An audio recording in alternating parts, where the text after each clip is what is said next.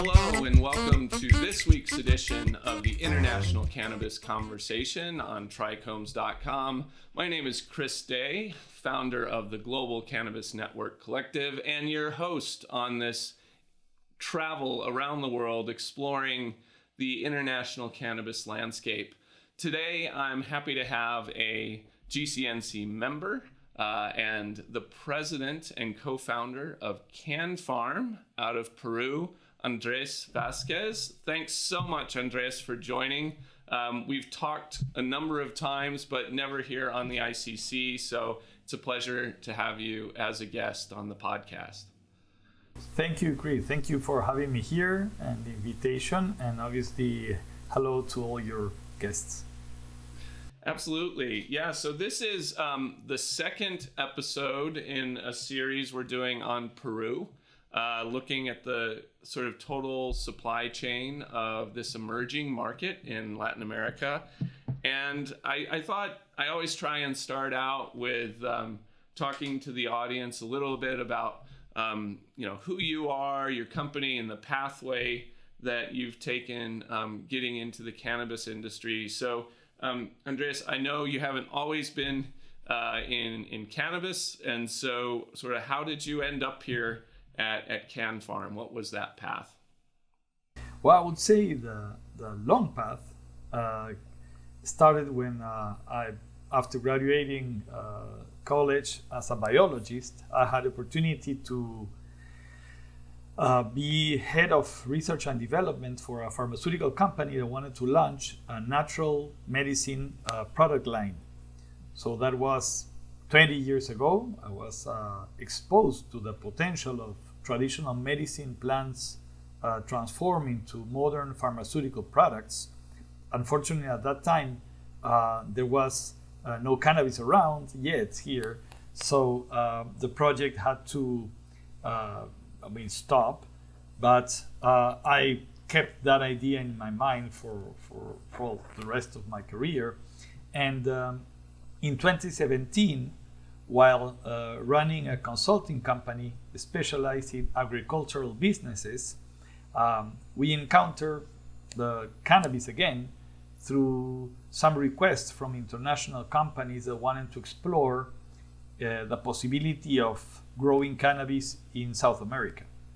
So at that moment, after a couple of consultancy projects that took me to Argentina and Colombia, at that moment, I realized that there was an opportunity for a new venture based out of Peru and South America. So that's how Can Farm began its life.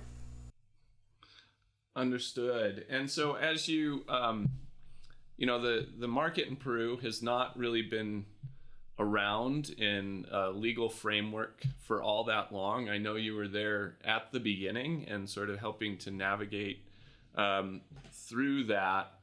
Being on sort of the front end of the supply chain and looking at cultivation and extraction, what types of products are you looking to deliver to the market? How is that going? And what do you see as the short-term opportunities? We'll get to the long-term ones here in a little bit, but what are the short-term prospects for Can Farm in particular? So let me start by presenting the opportunities as, I would say, a commercial company, because Peru is both a market and for us it's a potential supplier. And in the short term, even though we already got our cultivation license, at this moment the activity is basically commercial, meaning we are importing products and ingredients from other suppliers in other countries and working with those products and ingredients in the country.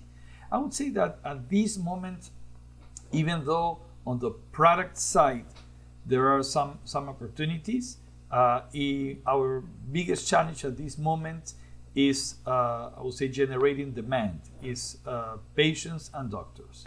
So on the product side, at this moment, I would say standard CBD formulations and even already standard THC formulations are already available in the market. CBD both as finished product and as pharmaceutical compounding formulations, and in the case of THC as pharmaceutical compounding formulation. So for us, at this moment, the short-term opportunity is new ingredients. So the idea is to present the pharmacies and the doctors with other cannabinoids and other ingredients that might be used to combine formulations. It is interesting to know that through these compounding pharmacies, we already have some combined formulations. So we already have, for example, CBD and melatonin available in the market through compounding, not yet as finished product. And I'm sure there are other things to come there. Now, again, it's important to recall that Peruvian market is a 100% medical market through prescription. So it's not just bringing a new fancy product. We have to be able to present enough evidence to the doctors so that they decide to prescribe your product. So, I mean, the market is rather new, but there's already competition in the market. Yeah, nothing like creating a highly competitive market where you also make it very difficult to even get off the ground, right? The survivors, will be strong out of that type yes. of out of that. That is a hope. Marketplace. Of course, yes, it's all about positivity here today. So looking at sort of where you're sourcing some of these different elements, you said you're importing products. I assume that's coming in from Colombia, and then you're working with those.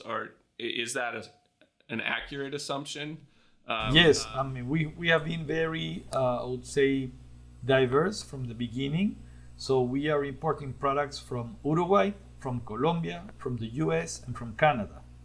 And I would say that obviously our initial assumptions, have been challenged by the market and the reaction on the doctors and the patients. And definitely everyone that wants to come into Peru have to consider that Peru is going to be a market where there's a lot of competition on price. So what we see in the future is Colombia is going to be very well positioned here at the beginning because of price advantages for their offers.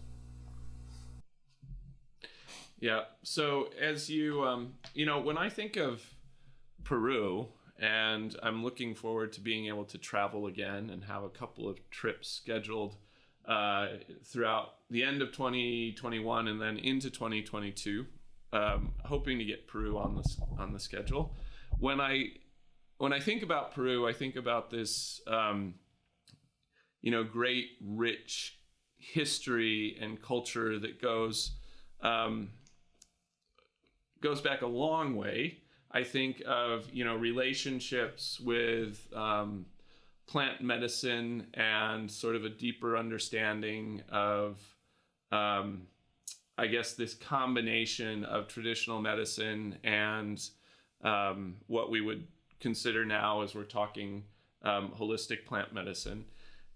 So to me, it feels like there should be an opportunity there to really, over time, sort of brand Peru and products from Peru as being quite I'm struggling for words here, but having a relationship with the plant and people and thought in how that interacts with the endocannabinoid system and the person at a whole level, more than maybe countries that are really tied so hard to the pharmaceutical industry.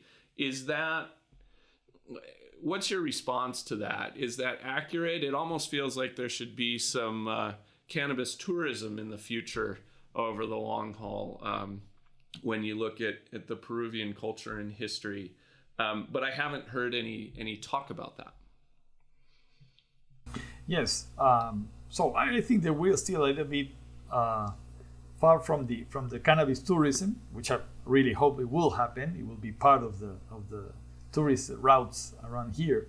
But definitely I agree that the opportunity in Peru is to harness the potential of a ancient civilization, history, and use of medicinal plants. As a matter of fact, I've expressed in several occasions that our future as a company is in a broad portfolio of species that has been used as medicinal plants for a long time. It's not only in cannabis, and we already have significant progress in securing the access to some of those species that for us in Peru are some of them quite common, but have not yet been used in the international markets. So yes, definitely, I think that there's a potential on Peru on that side. On the more, I would say, cannabis whole experience side, I think that Peru, with when the local cultivation starts, will see some products that are more, I would say, like terroir positions, because there are some areas in the country where I'm sure that you can produce specific cultivars with very specific characteristics as well. Mm-hmm. Yeah. So, and the terroir phrase we hear often in wine, right? And thinking about those unique things that can happen in specific soils, and so that's I have had that discussion actually with some folks out of Napa not all that long ago. First time I heard about it was also from guys in Napa. Yeah, and how they can do that. And I think that's also why when you look at some of the cross-pollination of talent and skill sets into the industry, we're seeing a fair number of people in grape cultivation for wines shift over. I've seen that happen in Latin America. I've seen that happen in the United States and in Australia. It seems to be a common career path now for folks out of the wine industry. So I want to circle back and talk about this combining of plants, because I know I agree with you. I think the future is very much there. I mean, if you look at the way the human endocannabinoid system seems to be structured, and how the body reacts to various cannabinoids, I think the cannabis industry, rightfully so, has been very much stuck in defending itself and creating opportunities for itself. But there seems to be a potential for a second, third, fourth generation of thought around the cannabis industry in combining various cannabinoids from different plants. And I know with your background as a biologist and also having spent time on the website, that's very much already in the mindset. How do we, and this is a purely speculative question, but how do we get past the hesitation that doctors and patients already have because of the stigmas built up, and get them to think not only about cannabis as this, in their minds, drug that's going to get them high, but really think about, hey, you're already using turmeric and you're already using, other types of ginger and other plants to help you. Why not combine them to create a better effect? What do you see as the pathway to that kind of education? Because it took us several decades in many markets just to get people to see that as a health benefit, let alone now adding the complications of cannabis. Well, I think there are two paths, Chris. One, I would say, is more formal, which is, again, formal education. So being able to have cannabis and natural medicine in the curriculum of medical schools is very important. I think that in the country we have done, as a country, taken very positive steps towards that. There's at least, we as a company have at least agreement with 2 universities renowned on medical education that are already including cannabis and natural medicine within their curriculum. But the other path goes through what happens here, and I'm sure in a lot of other countries, about the retail of natural medicine. I mean, we already have in the country companies that are small retail chains for natural medicine products, and there are also doctors that work with those products. So the I would say the path of getting close to these other medicinal plants, okay, allows us the opportunity to leverage on that retail, on that consumer, patient, doctor, and retailer network that is already using natural medicine. Obviously, if you try to have a new species and put it in front of doctors the same way that cannabis has done throughout this year, is probably, I would say, will be a very long path. Okay. Yeah. But don't forget that a lot of those species, okay, because probably their effects are not so, I would say, critical as the ones that we have identified in cannabis in the recent years, are not subject to regulations as cannabis is as of today. So you have more freedom to market those products on a retail level. So I think that there's a combined opportunity. Yeah. I'm gonna pivot a little bit because I have a follow-up question for you from when we were talking months ago about some of the challenges in Peru, and we were at one point talking about labs and extraction labs, and the idea that we have licensing for cultivation. Yes, we have a system now to sell, but there was a bottleneck sort of in the middle with looking at ways that you can get labs in place, testing in place. Is that still the case? And if it is, or even if it's not, how is the progress coming? And is that still going to be a challenge in getting, a full supply chain moving? So on the analytical services, I mean, I think it is a challenge, but there's already at least two groups that have already taken some steps there.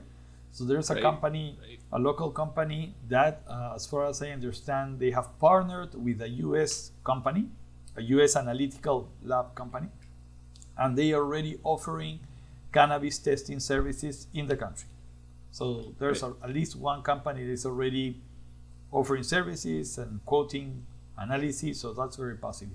And there's also another local group with quite a good experience in research and validating testing methodologies that, as far as I understand, in joint venture with a university, are going to be launching their offer in analytical services in a month or two. So at least we have two suppliers for analytical testing in the country. Obviously, we would like to have more, but at least there are some companies have taken steps toward this challenge. That's great. I like it when I ask those follow-up questions and there's progress. That's wonderful. Yes. No, indeed, totally. Sometimes, in some places you get updates, and I mean the best example is Mexico, right? I ask every 3 or 4 months, how's it going, and it feels like it's 5 steps forward and 6 steps back. So it's nice to hear that progress is being made. So before we close it out, I want to circle back to Can Farm specifically and ask, what is your goal? We know you want to get product into market and all of that, but what is really your goal for Can Farm over the next several years? What do you think the prospects are, both domestically and internationally, for Can Farm and your sort of growth path for the company? Well, definitely, we are very much focused at this moment to launch our cultivation. We are hoping to be days away of receiving our first batch of seeds in the country. And with that, we want to kick off on the cultivation. So that has most of our attention at this moment. So with that, we are expecting to have our first experience with actual flowers and products and extraction Q1 next year. So that's going to be first focus. And the first destination of those products is Peru. So we are expecting to be servicing our local market with locally grown cannabis starting next year. So that's focus number one. I would say number two is going to be that very soon we should be presenting those new botanicals within our portfolio that again are going to be basically from Peru, for Peru I mean, we expect that Q2, Q3 next year we should be starting our first export trials in both type of products, cannabis and non-cannabis products. Now, I don't want to miss one thing, Chris, just as a quick note on progress in the country, is I don't know if you're aware, but I think it was last Thursday, so not even a week, our Congress approved a modification to the cannabis law allowing associations to obtain access for cultivation license. So it's very new, has a lot of people excited in the country. So we're going to have associative cultivation being allowed in the country. So not only pharmaceutical companies as us, but also patients associations will be allowed to grow cannabis for their own specific uses. Wow, that's great. So it's a sort of a collective model. Is that the idea where you have individuals working together to grow a small batch is my interpretation? Yes, that's the idea. It's not commercial. It's for their own use. Has to be patients. So there are a lot of details. It's kind of new. I mean, there's no regulation ready. It's just the law that has been passed as a modification of the current cannabis law. But I think there's a lot of opportunities and a lot of people is going to be, I would say, satisfied because they were, I would say, not considered in the existing cannabis law. Yeah, no, that's great. We've seen globally as laws are changed, when you don't put in something to address that type of use and that type of grow, you end up creating inadvertently a black market that nobody actually intended on having. So it's nice to see governments learning faster and building things in more quickly, because certainly plenty of other places have made the mistake of trying to ignore that for too long. No, so I wasn't aware. It's also a matter of social justice, because a lot of families have been prosecuted just by growing cannabis for their own, kids. Or story repeated so many times. It's so sad. So I'm glad. That's great news. So congratulations to the politicians of Peru for including something smart in the bill. That's wonderful. Before we came on, we were talking about some of the political transitions in the country and sort of anticipating whether they were good, bad, neutral.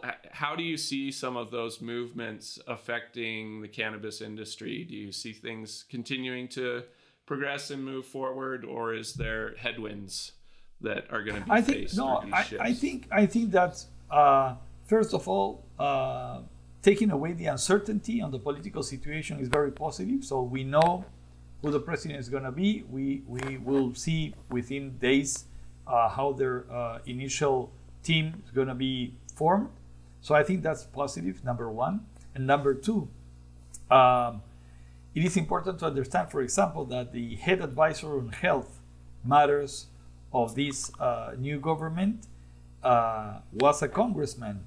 And as a congressman in 2017, he proposed one of the first medical cannabis laws in the country.